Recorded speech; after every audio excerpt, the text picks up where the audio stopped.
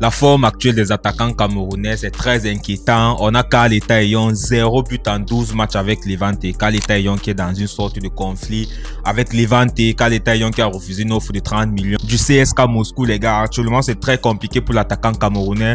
On a également Franck Magri, 0 but en 7 matchs avec Toulouse. Franck Magri qui avait bien débuté la saison avec Toulouse en France, mais malheureusement, depuis quelques temps, c'est très compliqué pour Franck Magri également. On a également le cas de Christian Kofan, 0 but en 13 matchs avec le Bayer Leverkusen.